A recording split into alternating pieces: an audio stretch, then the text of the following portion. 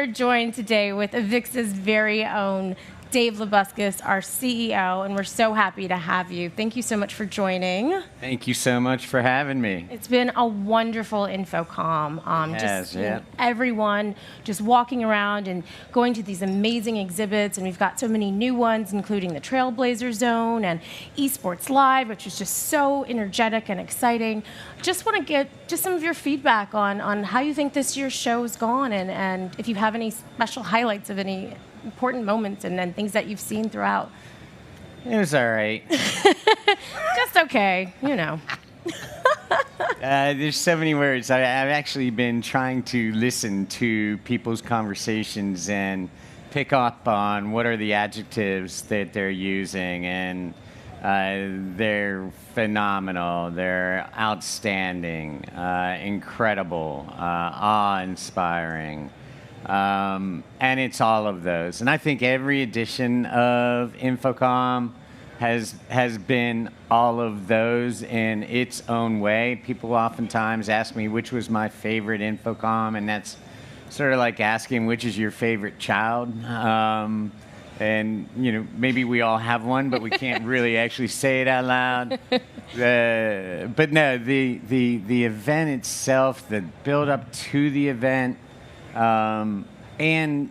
speaking to one of the exhibitors earlier this week, what he talked about was how pumped up his entire team is when they go home. So it's not only the incredible interactions, the learning, the networking, the opportunity to experience the magic of this industry while you're here, but it is in fact the build up to it, and then the afterglow from it, and I think this is just the heart of the AV industry, and it is certainly beating fast this time. Absolutely. Dave, it certainly passes the eyeball test being at InfoComm this year, but one of the things that we, as non-AVIXA folks, don't always get to see is what happens behind the scenes and some of the setup that has to happen ahead of time. Talk us about that process of planning maybe for next year and what went into the show this year. Some of my favorite times being on the show floor are way before it opens.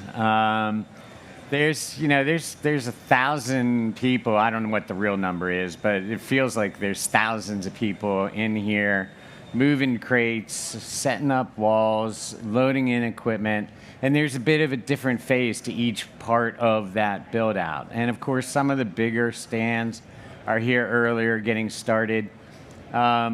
It's like when you're wrapping all the presents for Christmas, and they're all scattered everywhere, and there's wrapping paper and ribbon flying through the house. The build-up while we're here in Orlando is a magical time, and then it's really fun to walk through the floor around 11, 12 o'clock at night on Tuesday night, and just each year shaking my head thinking there's no way we're going to open. Before that, though, we are already well into planning 2024, and the work is typically being done. It starts about 18 months before the show cycle, and there's probably 10 or 15 people that are working almost full time on that show at this point, looking at what do we take from this year's event, how do we build it to a greater crescendo for next year's event, what worked this year, what needs to be tweaked for next year. It's an annual, ongoing, cycled process.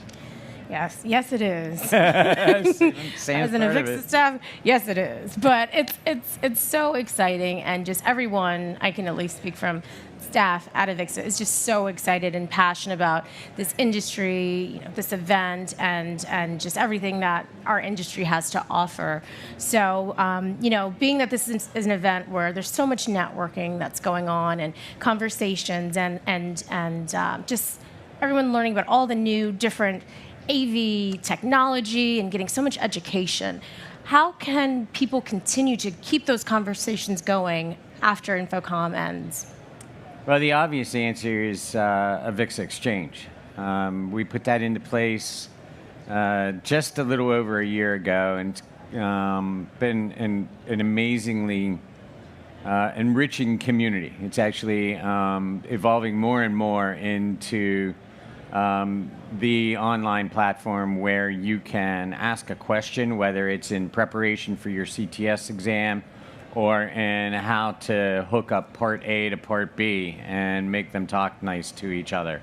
Where you can identify some of the latest trends in hybrid workplace or in live event technology. We built it intentionally to be a place where those connections that were either made or nourished here could in fact continue and be further enriched. We all live online in one form or another, and trying to deliver all that is needed to the industry in 3 days here, or if you include all of the shows around the world, in 20 days in different locations, or 25 days.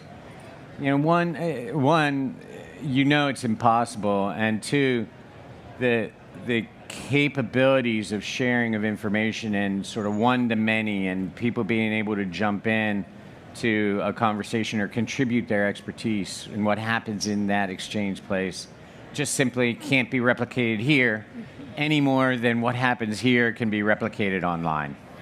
Well, Dave, obviously InfoComm is the capstone of AVIXA's calendar every single year, but one of the things I love about InfoComm is it introduces a lot of people to AVIXA for the first time. What are some of the things that you're seeing, not only from a first-time attendee standpoint, but maybe some of those people who have been attending InfoComm for a while, but maybe just learning about AVIXA? What are some of the ways they can get involved? Well, the easiest, I think, on-road to that is to jump into a council meeting. The councils cover a wide range of sort of identifying aspects of people. They're grassroots.